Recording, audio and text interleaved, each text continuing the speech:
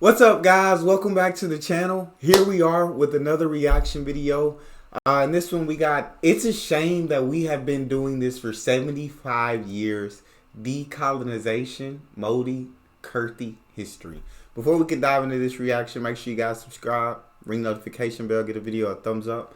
And let's hear what we got. It's been 75 years since we got independence, but the colonial mindset, the inferiority complex, is still there in the minds of India. For more than 65 years, the government did not make any effort to erase the symbols of slavery. But thankfully, since 2014, after Prime Minister Modi came to power, significant initiatives have been taken by the government to decolonize India, to restore India's glorious heritage. I'm going to list the 7 most impactful things the government did since 2014 to decolonize India. If you find any value in this video, please share with your friends and spread the word.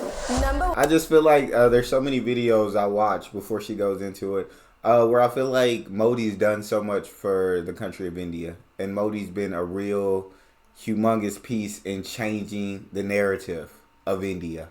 And I think that's why he's so loved and praised by so many Indians. And I just wanted to say that before we jump into it. Yeah, if you find any value in this video, please share with your friends and spread the word.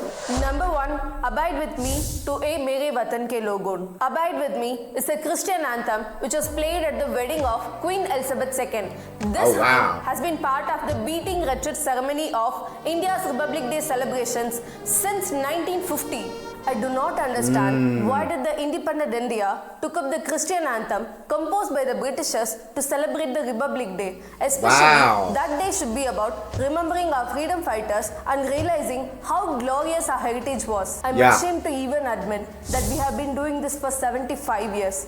But thankfully, now it's been replaced with A Mere Watan Ke Logon, which memorialize Indian soldiers who died in the Indo-Chinese War. On 29 January 2022, when A Mere Watan Ke Logon played, instead of Abide With Me, it was nothing but goosebumps. Number 2. I think that's absolutely incredible. That's absolutely phenomenal. I agree with her. I'm not sure why you would play that. The Christian anthem 65 years after you had been independent, free for that long. And I think it's an incredible thing to change that. And as you can see, that's only one of the 7 changes she's going to be talking about in this video. But that's awesome.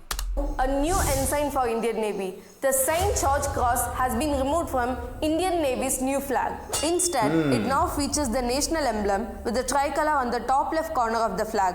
The national emblem is covered by an octagonal shield and sits atop an anchor. Beneath it is the Navy's motto, Samno Varna, which means, May Varna, the god of ocean, be auspicious to us. And the golden border surrounding the national emblem, inspired from the seal of Chhatrapati Shivaji Maharaj. My question here is, why did we keep the symbol of Britishers for 75 years even after the independence? Number 3, Rajpath to Kartavya Path. I guess that's a good point. I can understand though, like when you gain your independence, I guess you kind of still have the mindset of being colonized, and so I think it does take time to get over that mindset and switch to, and now, you know what I'm saying? Instead, they're learning more about the glorious heritage of India, and I've seen many more videos that explain some of the incredible history of India and glorious heritage of India, and I'm absolutely loving that they're right. Even though it may be a little late, they may have been doing things that didn't apply to India, that more so applied to the British, or, you know what I'm saying, more applied to being colonized or feeling inferior for so long. Things are changing. They, you know what I'm saying, India is rising. India is understanding how great they are and that they are not inferior. And they're learning more about their true and incredible history. And I'm absolutely loving that. Rajpath was known as King's Way before independence. It was named after King George V during the British Raj. After independence, it was simply translated to Hindi and became Rajpath. Rajpath was for British Raj, to which the people of India were nothing but slaves. And now it's renamed to Kartavya Path, which means the path of duty. For a democratic nation like India, Rajpath doesn't make any sense because we do not have a king here. Those who are using the path are the servants of people. So Kartavya Path makes a lot more sense than Rajpath. Number 4, the statue of Netaji at India Gate. A 28-feet statue of Netaji Subhash Chandra Bose is now installed under the Grand Canopy of India Gate. Earlier, this canopy had a statue of King George V until 1968, which means India kept a statue of a British king at the most significant part of the nation for 20 years, even after independence. Number 5, budget briefcase to Bahigata.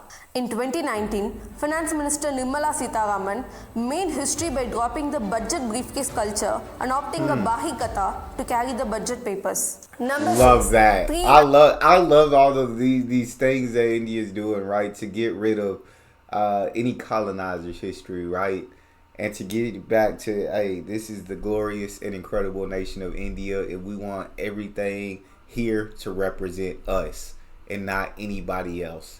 That's awesome. Andaman Islands were renamed. 3 islands named after the British officials now have been renamed. The Ross Island, named after East India Company's hydrographer Daniel Ross, is now Bose Island, named after Netaji Subhash Chandra Bose. The Neal Island, which was named after British Brigadier General James Neal, is now called Shahid Dweep. The Havelock Island, named after another British general, Henry Havelock, is now called Swarajya Deep. For 7 decades, these islands in India had the name of British army men who fought for the East India Company against the Indians in the 1857 War of Independence. Number 7, the traditional outfits during convocation. Indian universities have been carrying on the British style of wearing a robe and cap for the convocations. Now the UGC asks the universities to wear traditional handloom Indian outfits for convocations. And it's so heartening to see many universities have started following this already. Recently, on 75th Independence Day, Prime Minister Modi said, "We do not need to show ourselves like others. We will stand with courage in the way we are. Love that. We need freedom from servitude. There should not be any trace of servitude left in our existence." Yes. And it's high time we do that. Jai Hind.